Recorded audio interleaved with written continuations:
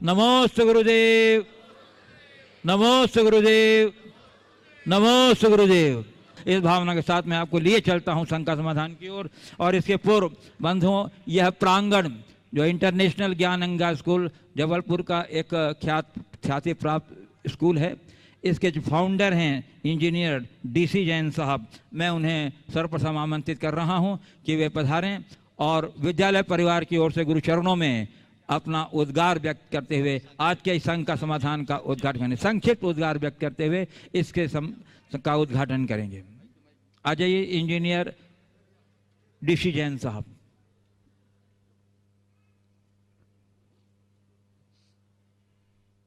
धर्मी बंधुओं, आज हमारे महान पुण्य कर्म का उदय हुआ है कि आज हमारे बीच में आचार्य गुरु विद्यासागर महाराज के शिष्य श्री 108 श्री प्रमाण सागर जी महाराज हमारे इस स्कूल में पधारे। मैं अपनी भावनाओं को कैसे व्यक्त करूं, एक बड़ी समस्या मेरे सामने है। हृदय में उल्लास है, आनंद है, कहने के लिए शब्द बहुत हैं, परंतु वाणी हमारी जो है मुखर नहीं हो रही है, हमारे शब्द मुँह से नहीं निकल रहे हैं। हम किन शब्दों में अपने गुरुवर का आज आशीर्वाद कैसे प्राप्त करें। गुरुवर हमें आप आशीर्वाद दें, हमारे परिवारजनों को आशीर्वाद दें। हैं? कौन नाम? साथ में हमारे दूसरे मुनि समय सागर जी महाराज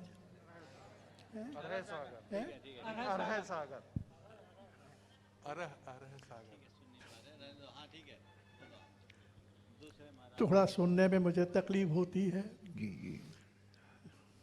मैं उनका भी हृदय से प्रणाम करता हूँ और अपने परिवार की ओर से सादर वंदन करता हूँ।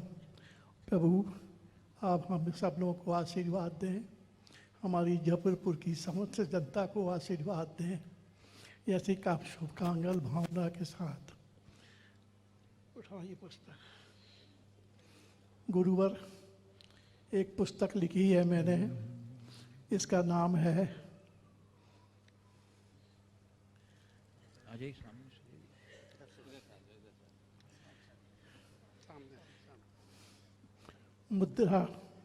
मुद्रा विज्ञान रहस्य।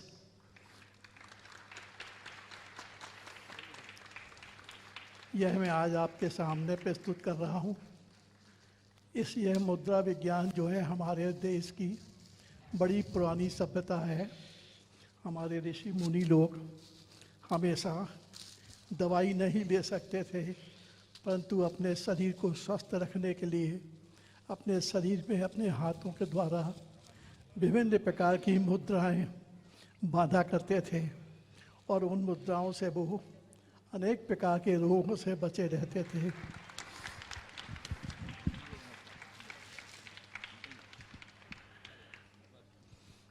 चलिए, इसके अलावा मैं पुनः गुरु जी के चरणों में प्रणाम करता हूँ और मुझे आशीर्वाद दें। मैं अपनी वाणी को विराम देता हूँ। मेरे पास शब्द नहीं है, मैं किस शब्द में अपनी भावनाएं व्यक्त करूँ। चलिए, बहुत बहुत गुरुदेव का मंगल में आशीर्वाद आपको। और मैं संघ का समाधान का शुरुआत ज्ञान गंगा परिवार से ही करता हूँ। ज्ञान गंगा परिवार की श्रीमती मंजू जैन, श्रीमती मंजू जैन प्रथम प्रश्न के लिए, और उसके बाद तैयार रहेंगे हाँ श्री अनिल जैन जबलपुर, जिनके नाम की यहाँ से घोषणा हो वे नाम सुनते ही अपने स्थान पर खड़े हो जाएंगे ताकि आप तक माइक हैंड ओवर शीर्षा से किया जा सके। अच्छा, मुनिश्री के चरणों में त्रिबार नमोस्तु नमोस्तु नमोस्तु। मुनिश्री, मेरी शंका का समाधान करें। जब बच्चे छोटे होते हैं, आपस में लड़ते झगड़ते हैं और एक हो जाते हैं, वही बच्चे जब बड़े होकर लड़ते झगड़ते हैं तो एक दूसरे का मुंह भी नहीं देखना चाहते। कृपया समाधान करें। बहुत अच्छी बात आपने की है। बच्चे लड़ झगड़ कर भी एक हो जाते हैं और बड़े होने पर होने वाली लड़ाई में फिर लोग एक दूसरे के प्रति सख्त नफरत का भाव रखते हैं। इसकी वजह समझनी होगी। बच्चों के हृदय में सरलता होती है, उनकी लड़ाई क्षणिक होती है, पानी की लकीर की तरह।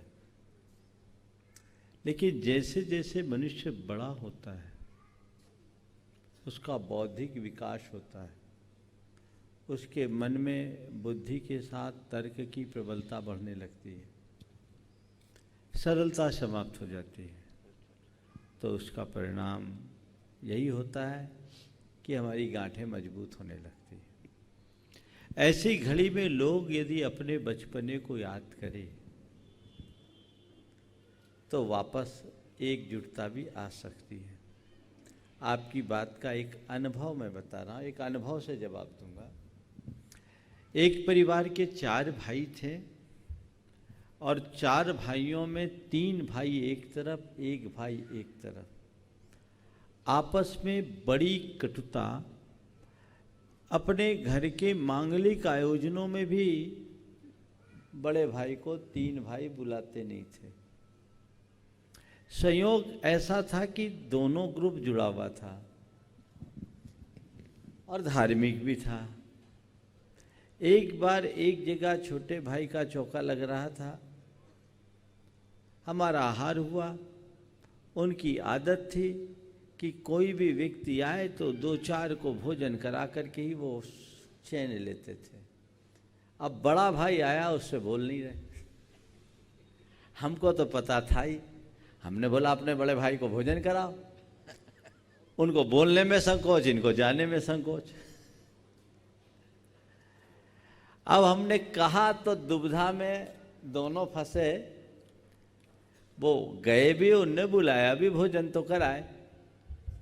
फिर मैंने दोनों को समझाया और उनके अन्य भाइयों को भी बुलवा लिया। अब मैंने उनसे एक ही बात कही कि थोड़ा तुम अपने बचपने को याद करो। बचपन में तुम लोग आपस में कितनी बार लड़े होगे और फिर एक हुए होगे कि नहीं? बोले हाँ महाराज हुए। हम बोले कुछ मत करो, एक बार फिर से अपने बचपन में लौट चलो। हो गया कुछ ऊंचा नीचा, कट्टी हो गई, अब फिर से मैत्री हो जाएगी। और मैंने उन तीनों को कहा तुम इन्हें अपना बड़ा भाई मानते हो? बोले हाँ महाराज बड़ा भाई मानता हूँ, और पिताजी के बाद हमें इनने संभाला भी है। हम बोले इतना भर दिल बड़ा कर लो और कह दो बड़े भाई आप हमारे बड़े भाई हो, पिता के बाद आपका ही स्थान है, हम आपको पिता तुल्य मानते हैं, आपको जो करना कर लो। और उसके बाद जो उनके आंखों से आंसू की धार निकली, वो संबंध आज भी अटूट बना हुआ है।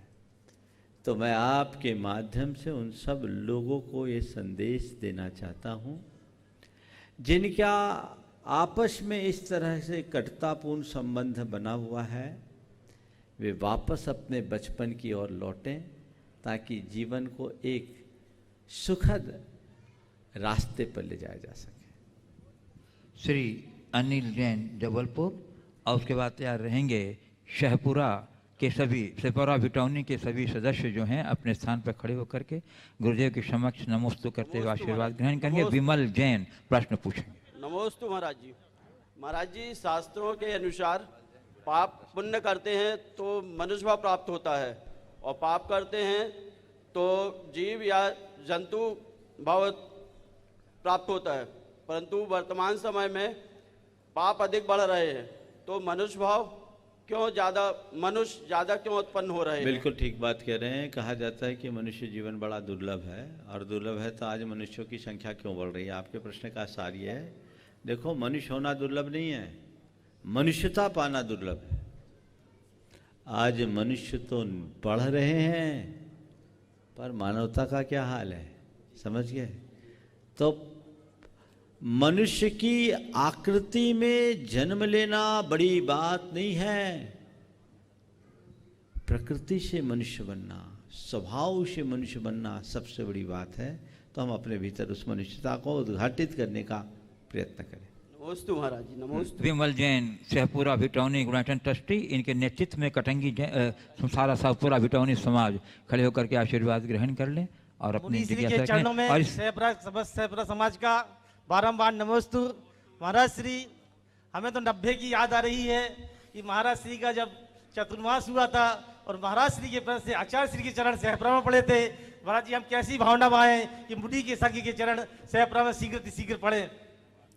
बस जो पहले भावना भाई थी वही भावना भान लो, अनुभव है ही। चलिए आगे। बंधुओं, अत्यंत प्रशंसा आज हमारे बीच आदरणीय मणिबाई जी, जो ब्राह्मी आश्रम मड़िया जी की संचालिका हैं। बहुत बड़ा योगदान है उनका जैन जगत को, उसके लिए शब्द नहीं है मेरे पास कहने के लिए। मैं बहुत श्रद्धा के साथ मणिबाई जी को आमंत्रित कर रहा हूं कि वे आएं और अपनी जिज्ञासा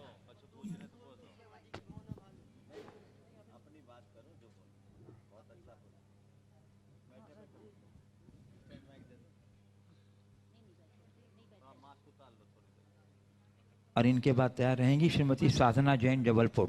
श्रीमती साधना जैन जबलपुर। नमोस्तु महाराज जी, नमोस्तु महाराज जी। परम पूज्य गुरु आचार्य विद्यासागर मुनि महाराज की जय। कुंडलपुर के बड़े बाबा की जय। महाराज जी, एक प्रश्न है।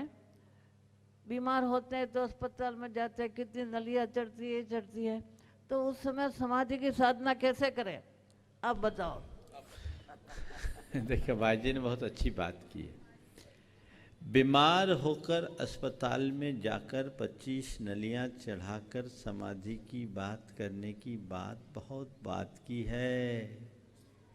ऐसी नौबत आए उसके पहले ही समाधि की साधना कर लो, ये असल की बात। जो प्रारंभ से अच्छी साधना करते हैं उनका उद्धार होता है। लेकिन यदि कदाचित किसी की साधना ऐसी नहीं है तो भी भाव प्रबल हो तो पुण्य के योग से उनका भी उद्धार हो सकता है। एक अनुभव बताता हूँ। मैं जयपुर में था और वहाँ अशोक जी पाटनी के फूफा जी चौधरी दीपचंद जी चौधरी आचार्य ज्ञान सागर जी के भक्त थे। मूलचंद जी लोहाड़िया और दीपचंद जी चौधरी, ये दो ही। तो अशोक जी के वो भी फूफा जी होते थे। उनकी तबीयत अचानक बिगड़ी, वो हॉस्पिटलाइज थे। उनकी किडनी ने काम करना बंद कर दिया था, लीवर में भी थोड़ी समस्या थी। डॉक्टरों ने कई तरह की बातें की, पर उन्होंने एक ही बात कही, मैं छेदन भेदन नहीं चाहता, मुझे तो महाराज के पास ले चलो और वही मेरा उद्धार होगा। उनकी दृढ़ता थी, हमारे पास संदेश आया, उनकी भावना ही, हमने अपने पास बुला लिया और लगभग 8 दिन वो हमारे पास रहे।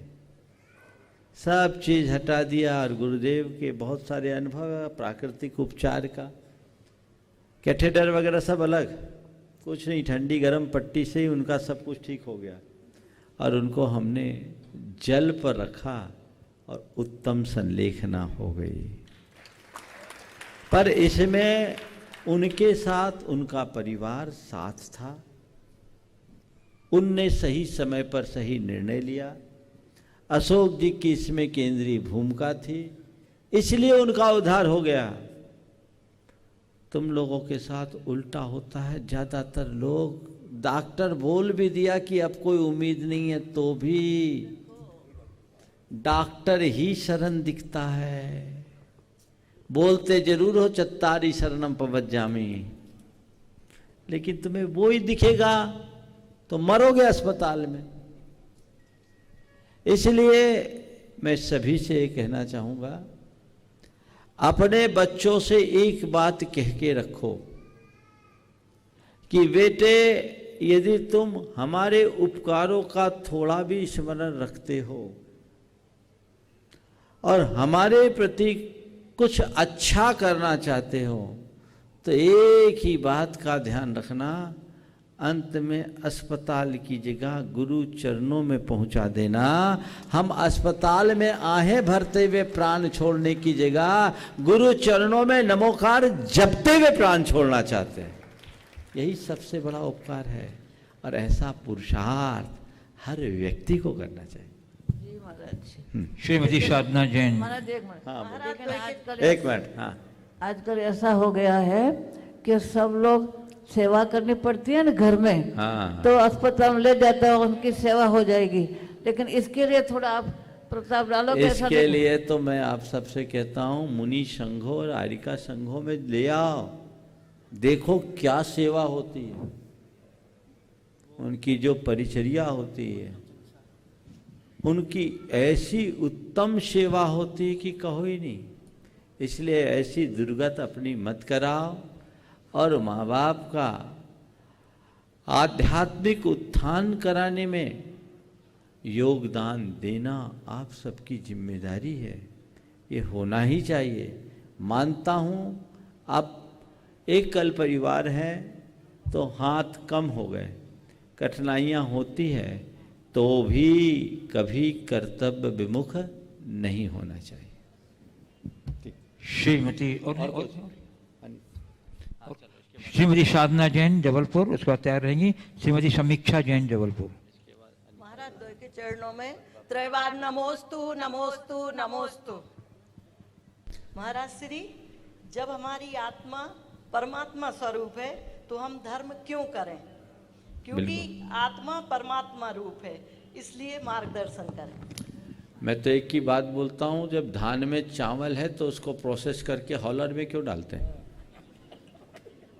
बोलो, धान में चावल है कि नहीं है? थोड़ा बोलो बहन जी।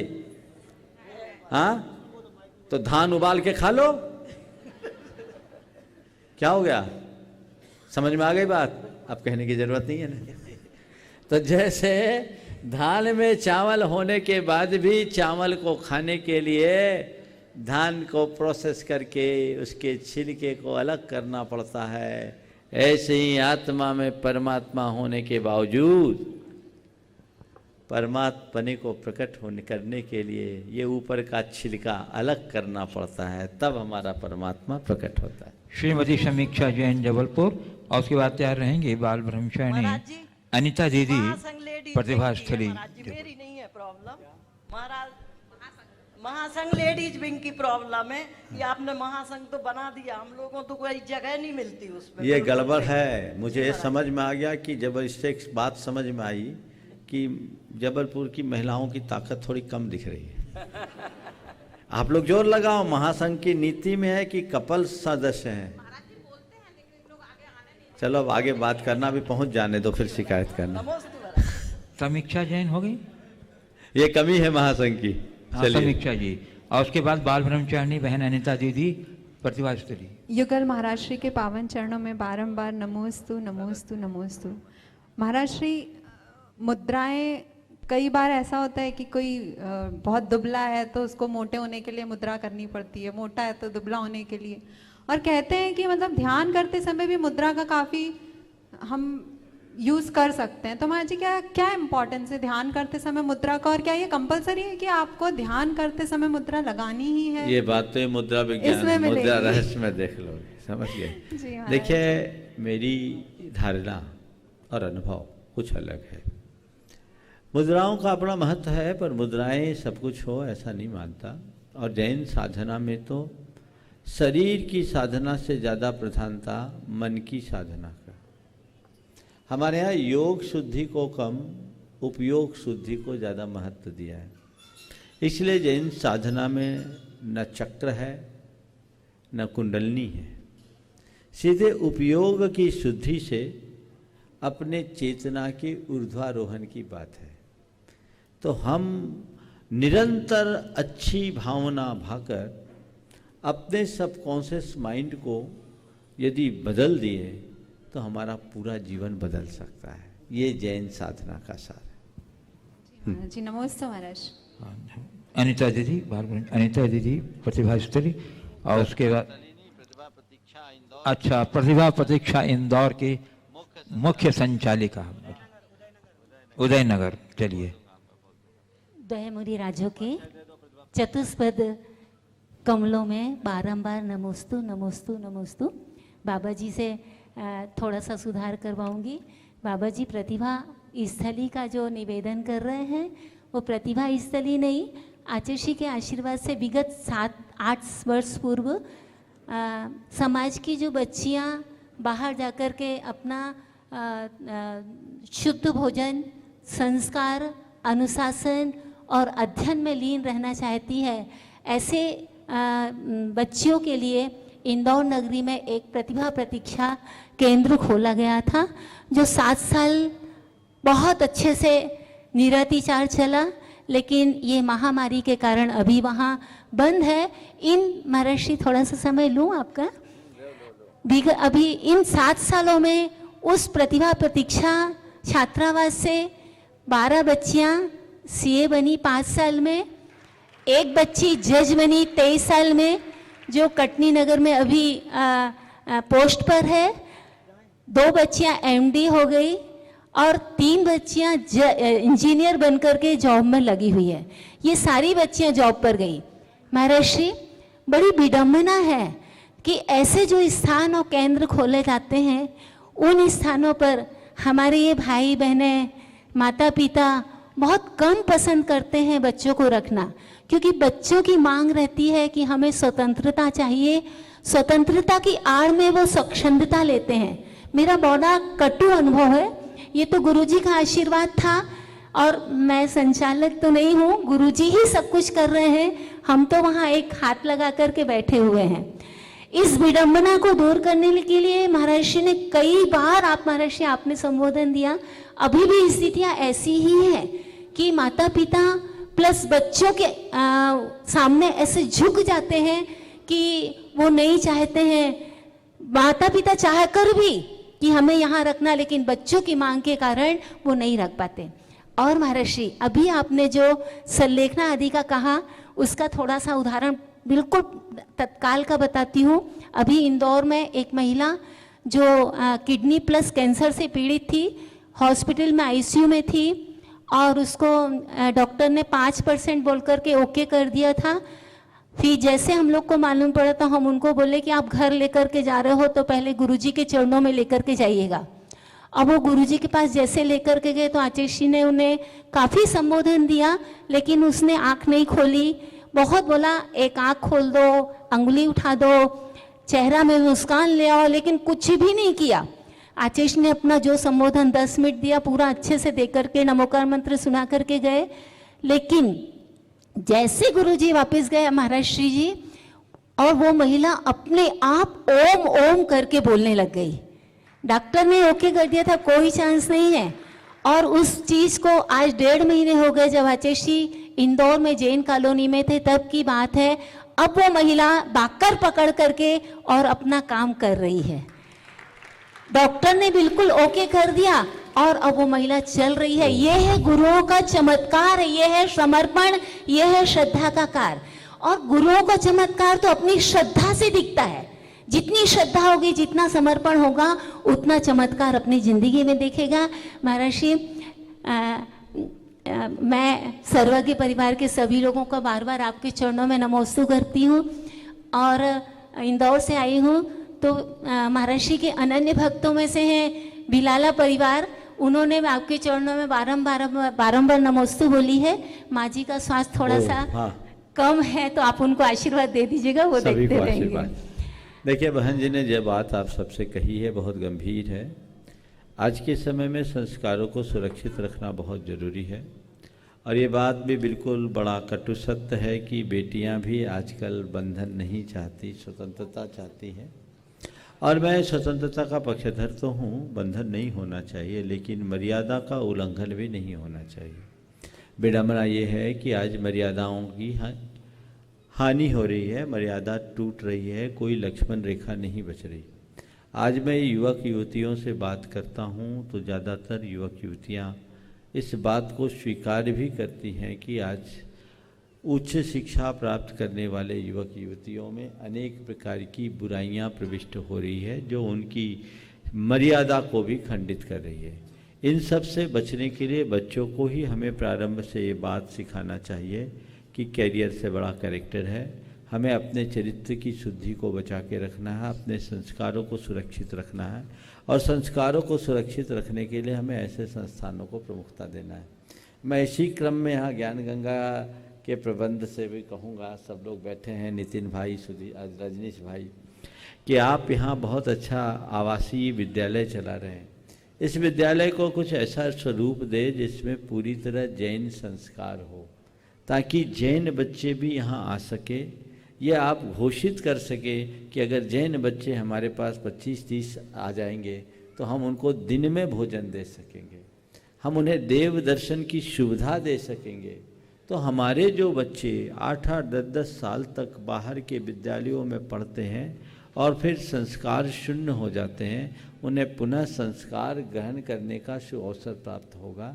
तो अच्छे आपका विद्यालय एक अच्छा विद्यालय है, लेकिन ऐसे विद्यालयों में ये सुविधाएं देनी चाहिए। मैं तो सभी जैन भाइयों से कहना चाहूँगा जो इस तरह के उच्च स्तरीय विद्यालयों को संचालित करते हैं, वे अपने इस व्यवसाय में सेवा का पुट जोड़े और सेवा ही नहीं, धर्म प्रभावना का एक अच्छा अंग बनाए।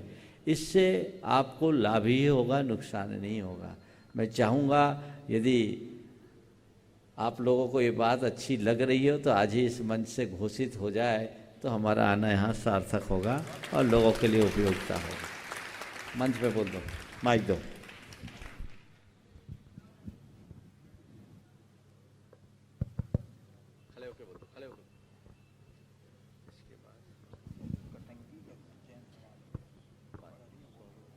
गुरुवर, हम पूरा प्रयास करेंगे और ये जैन समाज में भी हम बच्चों के लिए ये जो आपने हमें बताया है कि दिन में भोजन की और देव दर्शन की जो सुविधा है उनको हम बिल्कुल प्रदान करने की पूरी हम लोग आपसे वादा करते हैं।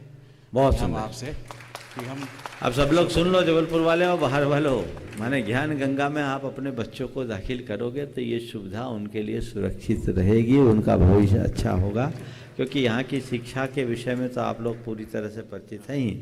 मेरे पास बहुत से लोग आते, महाराज बच्चों के लिए ऐसा स्कूल हो जो प्रतिभा स्थली जैसी हो। अब गुरुजी ने उस तरफ नहीं सोचा है तो कम से कम इन्हीं स्कूल्स को हम आगे बढ़ाएं ताकि हमारे बच्चों का भविष्य सुरक्षित रह सके और उन्हें अनुशासित तरीके से यहाँ रखा गुरुजी जा हम सके। एक और अपनी तरफ से, अपने संस्था की तरफ से और बताना चाहते हैं कि हम लोग गरीब बच्चों के लिए छात्रवृत्ति तो देते हैं, उसमें सभी वर्ग के बच्चे रहते हैं, सभी धर्म के रहते हैं।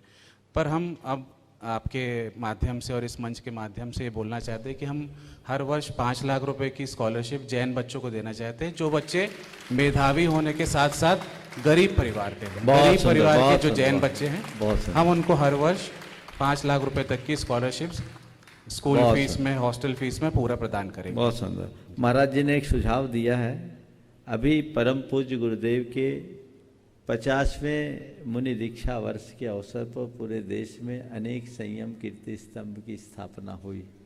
यदि ये आपके विद्यालय परिसर में हो जाए तो सोने में सुगंध होगा, लोगों को यहाँ एक अच्छी प्रेरणा मिलेगी।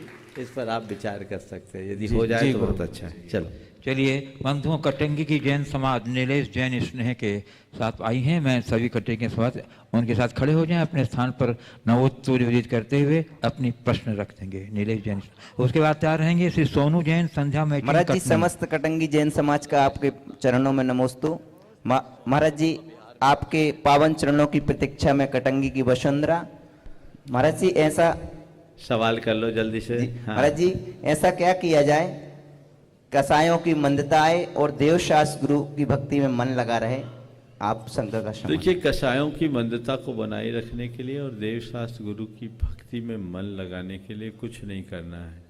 पापों से डर अपने मन में जगा लो। जिसके हृदय में पाप भीरुता आती है, उनके अंदर ये बातें स्वाभाविक रूप से प्रकट हो जाए। महाराज जी, पुनः पुनः आपके चरण कटंगी। श्री सोनू जैन, संध्या मैचिंग कंटनी बंधुओं, कष्णी चातुर्मास में और पूरे बद विहार में इन्होंने अपना बहुत उल्लेखनीय योगदान दिया। सभी कार्यकर्ता उनके साथ खड़े हो जाएं, उनके साथ में शरण कंजे हैं, अनिल कटारे हैं और जो भी हैं जो चतुर्मास में हमारे सब बच्चे लोग के हैं। चरणों में बारंबार नमोस्तु नमोस्तु नमोस्तु। महाराज जी, संध्या मैचिंग परिवार की तरफ से भी नमोस्तु। महाराज जी, किसी का हमारे प्रति हृदय में वहम और दिमाग में जिद और बातों में मुकाबला आ जाए तो उस रिश्ते को हम कैसे निभाएं? हृदय में वहम और हृदय में वहम, दिमाग में जिद और बातों में मुकाबला आ जाए तो उस रिश्ते को हम कैसे संभालें? हृदय में वहम, दिमाग में जिद और बातों में मुकाबला आ जाए।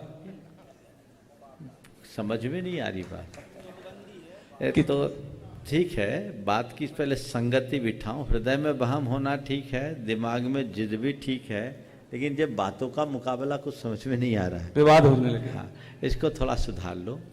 बातों में कड़वाहट आ जाए तो क्या कर लें, है ना? शायद कहना आप यही जा रहे हैं। तो देखिए, सबसे पहली जरूरत है हृदय के वहम को मिटाने की। मन में जब भी कोई वहम होता है तो हमारा चित्त शंकाग्रस्त हो जाता है और उस दशा में हमारे मन में पूर्वाग्रह बैठ जाता है। और इस तरह के पूर्वाग्रह के बैठ जाने से फिर कुछ भी हम सोचते हैं उल्टा ही सोचते हैं।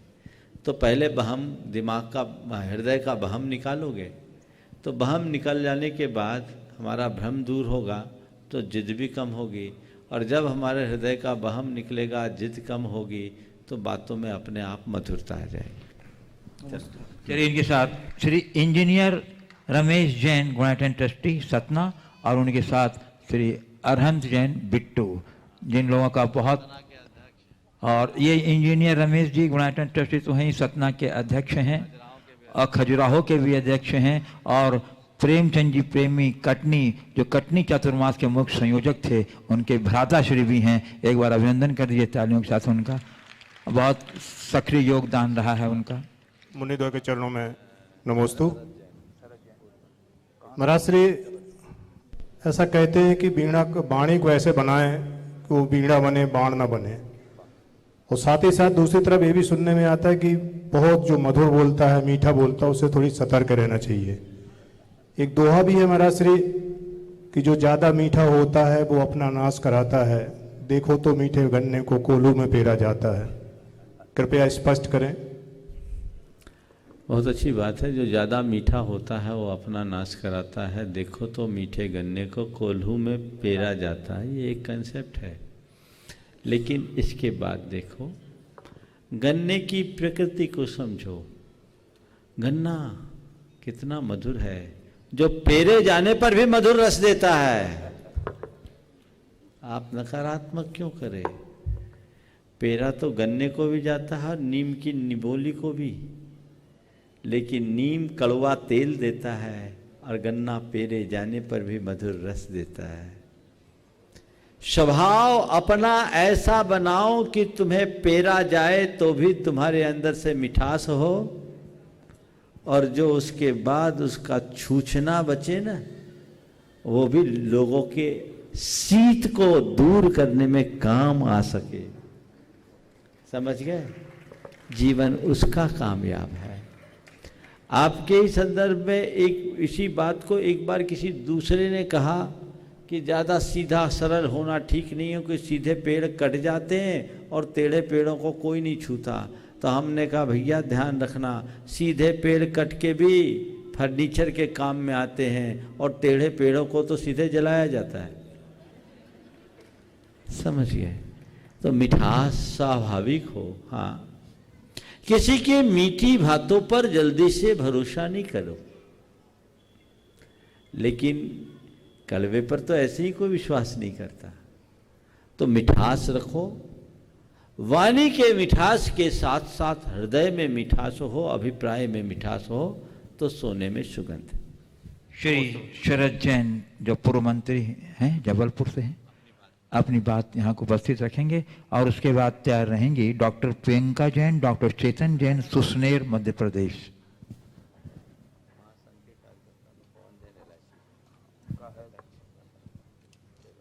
नमस्ते महाराज जी, आपके दर्शन मात्र से सभी समस्याओं का समाधान हो गया है। और हम लोग तो अपने सार्वजनिक जीवन में इतने ही प्राप्त करने को पर्याप्त मानते हैं। बहुत सुंदर। और आपका दर्शन मार्गदर्शन हमेशा हम सभी को प्राप्त होता रहता है। यह आगे भी इसी प्रकार कृपा बनी रहे। ओ धन्यवाद। चलो। डॉक्टर प्रियंका जैन, डॉक्टर चेतन जैन, सुसनेर मध्य प्रदेश। और उसके बाद तैयार रहेंगे राष्ट्रीय दिगंबर जैन युवा महासंघ जबलपुर के अध्यक्ष श्री पवन जैन LIC, पूरे अपने साथियों के साथ, अपने ग्रुप के साथ। नमोस्तु महाराज श्री। नमोस्तु महाराज। महाराज श्री, हमारा अभी हाल ही में 9 दिसंबर 2020 को चक्रवर्ती पारिगण संस्कार हुआ है मुनि पुंगव श्री सुधा सागर जी महाराज के दिशा निर्देशन में।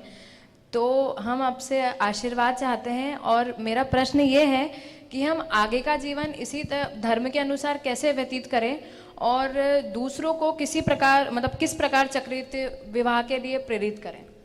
देखिए, बहुत अच्छी बात, ये बहुत अच्छी शुरुआत हुई है और युवा वर्ग में एक अच्छा रुझान हुआ। चक्रवर्ती विवाह महाराज जी ने नाम दिया है, वो इसलिए कि लोग न समझे कि ये गरीबों का काम। हमारे शास्त्रीय पद्धति से जिस तरह विवाह की विधि बताई है उस तरीके से विवाह करना आप लोगों ने ये कार्य किया, बहुत ही प्रशंसनीय नहीं, अनुकरणीय कार्य किया। औरों को भी प्रेरणा लेनी चाहिए और ये सर्वोत्तम विधि है। इस विधि से विवाह करने के बाद विवाद की संभावना न के बराबर रहे। समझ गए? वो जीवन के लिए एक अलग उपलब्धि होगी। और लोगों को आप अपने अनुभव बताओ और उनसे बताओ कि हम दूर दराज जाकर विवाह आदि करते, उसमें हमें जो अनुभूति होती उससे कई गुनी अच्छी अनुभूति हमें हुई है। औरों को प्रेरणा देनी चाहिए और इस तरह व्यर्थ के खर्चों से बचकर धार्मिक रीति से विवाह करो। अगर दूर जाकर के भी करना है तो किसी धर्म स्थान में जाकर करो, वहाँ एक साथ पुण्य लाभ भी होगा। पानी ग्रहण संस्कार को हमारे यहाँ एक पवित्र संस्कार के रूप में उल्लिखित किया गया है, पर आजकल वो पवित्रता खंडित होते जा रही है। उसके दुष्परिणाम जीवन भर लोग भोग रहे हैं। हमें इसे प्रवर्तित करना चाहिए और अधिक से अधिक लोगों के लिए इस मार्ग में बढ़ने के लिए उत्साहित करना चाहिए। आप दोनों ने डॉक्टर होने के बाद ये उदाहरण प्रस्तुत किया है, युवाओं को इससे प्रेरणा लेनी चाहिए। श्री पवन जैन LIC, अध्यक्ष राष्ट्रीय दिगंबर जैन युवा महासंघ, अपने सभी साथियों के साथ। चलेगा नहीं, चलो काम में लगे। हाँ, नहीं आगे दूसरा। चलिए, इसके बाद तैयार रहेंगी श्रीमती सीमा जैन जबलपुर।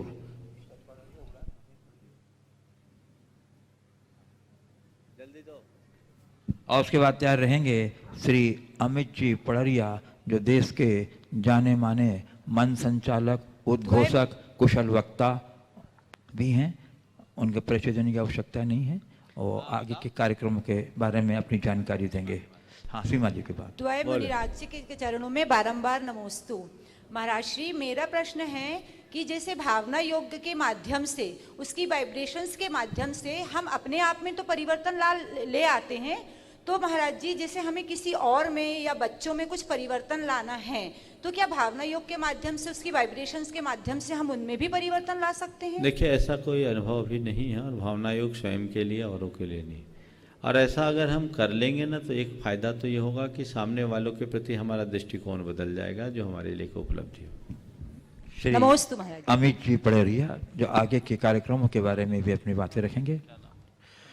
आचार्य श्री विद्यासागर जी महामुनिराज के चरणों में नमन करते हुए मुनिवर्षी प्रमाण सागर जी, मुनिवर्षी अर्ह सागर जी महाराज श्री के चरणों में हम नमन कर रहे हैं। अब संस्कार धारणी की धरा पवित्र हो चुकी है। जिन चरणों के सानिध्य के लिए हम सभी लोग 16 वर्षों से इंतजार कर रहे थे, वो सानिध्य अब हमें मिल चुका है और जबलपुर की परिधियों पर इनका आना इस बात का संकेत दे रहा है कि जब परिधियों पर इतना उत्साह है तो जब केंद्र में पहुंचेंगे तो एक सैलाब हम सभी को दिखाई देगा। और इसकी शुरुआत कल प्रातः काल से ही हो जाएगी, जब मुनिवर्षी प्रमाण सागर जी महामुनिराज यहां से विहार करते हुए दयोदय तीर्थ की भूमि पर कल प्रातः पहुंचेंगे। प्रातः 8 बजे मुनि श्री सत्संग का वहां पर मंगल पदार्पण होगा और कल तिलवारा घाट की उस भूमि पर जो आगवानी हो वो इस बात का संकेत दे जाए कि मुनिश्री आपने आने में 16 वर्ष जरूर लगा दिए, लेकिन इन 16 वर्षों में हम इस इंतजार करते करते इतने तप गए हैं कि अब इन चरणों को हम सारे लोग कम से कम महावीर जयंती तक रोक करके रखेंगे। तो कल प्रातः आप सभी लोग 8 बजे तिलवारा घाट दयोदय तीर्थ पहुंचेंगे, मुनिश्री की आगवानी करेंगे और साथ ही साथ मुनिश्री की अमृत देशना का लाभ भी हम सभी को वहां मिलेगा।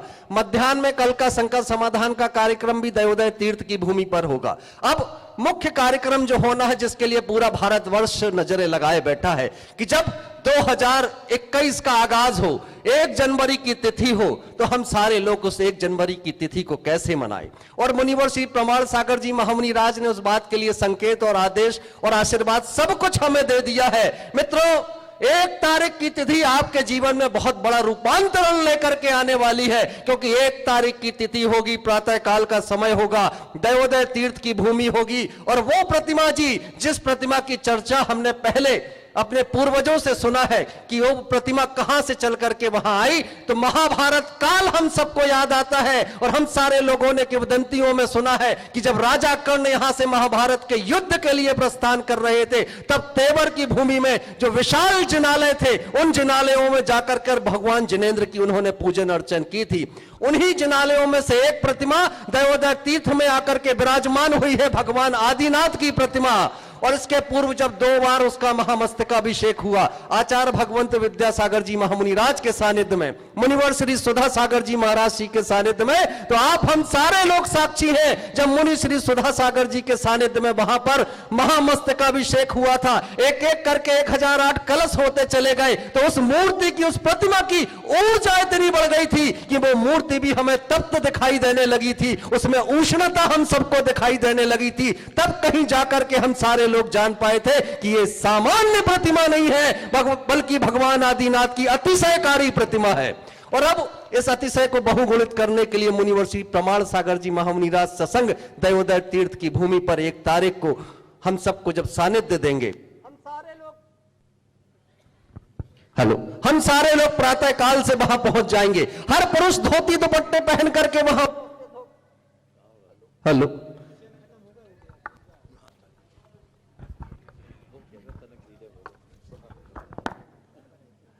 मुनिवर श्री प्रमाण सागर जी महाराज श्री का जब सानिध्य मिलेगा, तो जबलपुर के घर का एक भी पुरुष ऐसा बाकी ना रहे जो धोती दुपट्टे पहन करके और हाथों में कलश लेकर के उस दिन वहां ना पहुंचे। क्योंकि 2020 जैसा बिताया है ना, अगर उस 2020 की स्मृतियों को भुलाना चाहते हो तो 1 तारीख की तिथि में बस यही काम कर लेना कि मुनिवर श्री प्रमाण सागर जी के सानिध्य में 1 कलश अतिशयकारी आदिनाथ भगवान के मस्तक पर जरूर करके आना और उसके बाद एक नई जिंदगी की, एक नई सुबह की शुरुआत करना। अब बहुत सारे लोग चर्चा कर रहे हैं, सामने से पंकज जी एमडी संकेत कर रहे हैं कि मुख्य बात तो बता दूं, उस दिन जो कुछ होने वाला है वो बहुत बड़ा होने वाला है, जो जबलपुर में आज तक नहीं हुआ। उस दिन जो शांति धारा होगी, भगवान आदिनाथ जी सहित 8 तीर्थंकर भगवान की शांति धारा होगी, वो शांति धारा जबलपुर के इतिहास में पहली बार ऐसी होगी कि 1008 मंत्रों के माध्यम से एक बड़ी शांति धारा होगी, जिसका वाचन ना आप करेंगे ना हम करेंगे, बल्कि ऐसे मुखारविंद से शांति धारा का वाचन होगा जिनके मुख से एक एक मंत्र जीवंत हो जाएगा। और जो लोग उस दौरान शांति धारा करेंगे, जीवन में उनके व्यापक परिवर्तन दिखाई देगा। तो 1008 मंत्रों से शांति धारा का वाचन मुनिवर श्री प्रमाण सागर जी महामुनि राज करेंगे। और सौभाग्यशाली होंगे वो 16 श्रावक जिनके हाथों में शांति धारा के कलश होंगे। अब कौन होंगे वो सौभाग्यशाली श्रावक, इस बात का भी चयन हमें करना है। चयन इस बार पैसों से नहीं होने वाला। सबसे बड़ी घोषणा तो ये हो गई, इस बार पात्रों का चयन किसी पैसे से नहीं होगा, बल्कि इस बार जो शांति धारा के पात्रों का चयन होगा वो त्याग की भावनाओं से होगा कि 2020 में सारे लोगों के व्यापार प्रभावित रहे, पैसा नहीं कमाया, लेकिन परमात्मा की जब बात आ जाए और वो आदमी कह दे कि मैं भगवान की शांति धारा खाली हाथ से नहीं करूंगा, उसका त्याग सबसे बड़ा त्याग होगा। और उस दिन जो ये भाव लेकर के आएगा कि आज शांति धारा करने के साथ साथ मैं 1,11,000 की राशि भी समर्पित करूंगा, तो ऐसे त्यागी पुरुष के हाथों से शांति धारा होने जा रही है। और मात्र 16 लोगों का चयन इस संस्कारधानी जबलपुर में होने जा रहा है, जिन्हें अपने नाम अंकित कराना हो पहुंचा देंगे। और उसके बाद 1 तारीख की तिथि में शांति धारा और मुनिश्री का प्रवचन, और उसके बाद मध्याह्न का समय जब होगा पुनः शंका समाधान का कार्यक्रम देवोदय तीर्थ की भूमि पर होगा। 3 तारीख की तिथि का कार्यक्रम भी प्रातः काल का, 2 तारीख की तिथि का कार्यक्रम भी प्रातः काल का वहीं के लिए आरक्षित होगा। उसके आगे की सूचना क्रमशः आपको प्रतिदिन प्रदान कर दी जाएगी। जिन्हें भी शांति धारा करना हो वो देवोदय तीर्थ के पदाधिकारियों से संपर्क करें और साथ ही साथ मुनिश्री के प्रवास के दौरान संपूर्ण समय सजग रहने वाले राष्ट्रीय दिगंबर जैन युवा महासंघ के तमाम पदाधिकारियों से भी आप संपर्क कर सकते हैं। बोलिए मुनिवर श्री 108 प्रमाण सागर जी महाराज की। ये शाम के समय का जयकारा नहीं लग रहा, जरा जोरदार एक बार लगा दो तो अपनी बात खत्म कर दूंगा। दोनों हाथ ऊपर उठा करके मुनिवर श्री 108 प्रमाण सागर जी महाराज की, मुनिवर श्री 108 अरह सागर जी महाराज की, आज के आनंद की।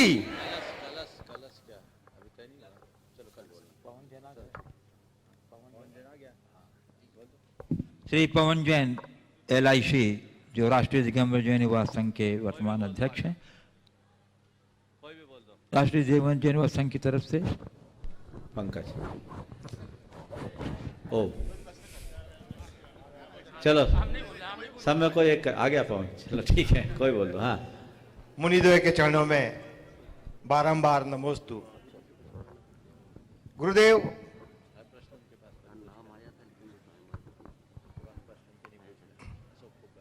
शंका ये है कि तमाम जन समुदाय और जैन समाज एक बात को लेकर शंकित है कि आचार्य भगवान के आहार पैसे वालों या धन वालों के यहाँ होते हैं। इस समस्या का समाधान भी एक संत गुरु 108 श्री सदा सागर जी महाराज ने किया था कि आचार्य श्री के आहार धनवानों के यहाँ नहीं, पुण्यवानों के यहाँ होते हैं। तो गुरुवर, मेरी शंका ये है कि हम धन कमाने के लिए पुण्य का होना जरूरी है या पुण्य कमाने के लिए धन का होना जरूरी है? आपका एक के साथ 2 सवाल हो गया। देखिए, ये सवाल अनेक बार आया और अनेक बार मैंने इसी मंच से इसका उत्तर भी दिया। एक लंबे अंतराल के बाद ये सवाल फिर से खड़ा हुआ। मैं आप सबके बीच एक सवाल छोड़ता हूँ। जो लोग ये कहते हैं कि आचार्य महाराज के आहार धनवानों के यहाँ होते हैं, उनको क्या ये पता नहीं कि तीर्थंकरों का प्रथम आहार राजा महाराजाओं के यहाँ ही होता है? थोड़ा पुराणों को पढ़ो। किसी भी तीर्थंकर का प्रथम आहार राजा महाराजा को छोड़कर कहीं हुआ? तो उनसे भी यही सवाल करो। अरे बाबा, महापुरुषों का समागम महापुण्यवानों को ही मिलता है। जहां तक गुरुदेव की बात है, मैं तो इतना जानता हूं कि धनवानों के यहाँ गुरुवार के आहार हो या ना हो, गुरुवार को आहार देने वाला धनवान तो बन ही जाता है। ऐसे अनेक लोगों को मैं जानता हूं जो कल तक फुटपाथ पर दुकान लगाया करते थे, हाथ ठेला चलाया करते थे और आज कोठियों के मालिक बन गए हैं। वे धनवान कब बने? जब अपने जीवन को गुरु चरणों में अर्पित करके धन्य किया। बहुत लोग ये बोलते हैं गुरुदेव का जहां आहार होता वहां उनको पैसे देने पड़ते हैं। देने पड़ते नहीं, लोग देते हैं। आपको बताऊं, जब गुरुदेव बोहरी बंद गए, बहुत चौके लगे थे। पहले दिन आहार किसके यहाँ हुआ? गोपी चंद के यहाँ। जब वहाँ का पुजारी कम मैनेजर, अभी मैं भी आया तो पहले दिन उसी के घर गया, तो वो गोपी चंद ने मुझे बताया, सन 2003 में जब हमारा चातुर्मास हुआ तो उससे पूर्व गुरुदेव का आहार हुआ, तो उसने अपनी एक आप बीती बात बताई, अनुभव सुनाया। बोला, महाराज गुरुदेव के आहार भय शाम से रहो नहीं गाओ, हमने 11,000 दान बोल दो। अब बोले महाराज हमने क्या करी, व्यवस्था भी उन्हीं ने बना दी, हमारा 1100 को खरीद को चना 2200 होगा। जिस व्यक्ति की उस समय 3,500 रुपये महीने की पगार थी, उस व्यक्ति ने गुरु के आहार होने के उपलक्ष्य में 11,000 का दान स्वभावना से दे दिया। आज वो अपने पक्के मकान का धनी है, सुखी संपन्न है। ये वे अभागे लोग ऐसा सवाल करते हैं जिनके कर्म फूटे हैं और आगे भी कुछ होना नहीं है। जो लोग जिनकी होनहार अच्छी है वे बड़ी उदारता और तत्परता से ऐसा कार्य करते हैं और अपने आप को कृतार्थ महसूस करते हैं। गुरुदेव तो कभी किसी को बोलते नहीं। लोग चाहते हैं कि हमारा द्रव्य अच्छे कार्य में लगे, तो इससे अच्छी बात क्या है। इसलिए ये सब बातें जिनको बोलना है बोलने दो। महापुरुषों का सहयोग तभी होगा जब हम अपने भीतर वैसी पात्रता विकसित करें। या तो राजा श्रेयांश बनो या एकदम चंदन वाला। क्या बोल रहा हूं? या तो राजा श्रेयांश बनो या चंदन वाला। तुम लोग दोनों बनना नहीं चाहोगे तो फिर आदिनाथ और महावीर को कैसे पाओगे? समझ गए? फिर दूसरा सवाल, धन पुण्य कमाने के लिए धन कमाए या धन कमाने के लिए पुण्य कमाए? बिल्कुल ऐसा नहीं कहता। धन कमाकर पुण्य कमाओ। समझ गए ना? धनार्जन करो। पर मालूम है आप धनार्जन कैसे करते हो? पता है कैसे करते हो? व्यापार करके करते हो। कैसे करते हो? पैसा कैसे कमाते हो? मेहनत करके। पुण्य करके? मेहनत और मेहनत के साथ पाप। सड़ जीव निकाय की हिंसा के बिना धनार्जन नहीं होता। इसलिए पुण्य से पैसा नहीं कमाया जाता, पाप से ही पैसा कमाया जाता है। समझ गए ना? तो पैसा कमाने में पापार्जन होता है, ये समझ में आ रहा है कि नहीं? जी महाराज। हाँ, पर वह भी पुण्य के योग में ही कमाओगे। पुण्य की बैकिंग नहीं होगी तो काम नहीं होगा। पुण्य की योग में पाप का काम, पाप की क्रिया, माने वो पाप में वो अनैतिकता वाला पाप नहीं कह रहा हूं, लेकिन सूक्ष्म सट जीव निकाय का तो धन आता है।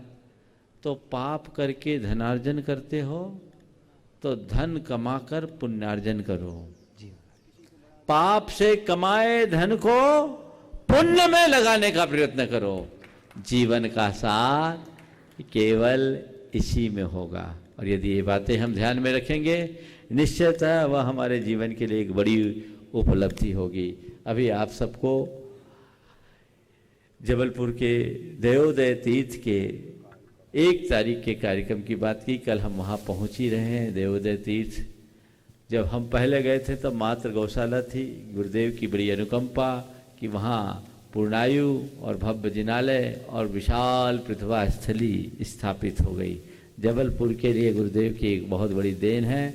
हम 9 वर्ष की पहली सुबह वहीं मंगल कामना के साथ, मंगल भावना के साथ संपन्न करेंगे। जैसी आपको सूचना यहाँ पर दी गई है, आप उसी सूचना के अनुसार अपने सारे कार्यक्रमों को बनाएंगे, जिससे हम अपने जीवन को बेहतर, सुंदर और व्यवस्थित बना सके। समय आप सबका हो गया, यही पर विराम। बोलिए परम पूज्य आचार्य गुरुवर श्री विद्यासागर जी महाराज। बोलिए परम पूज्य सर्वमर्षि प्रमाण सागर जी महाराज की।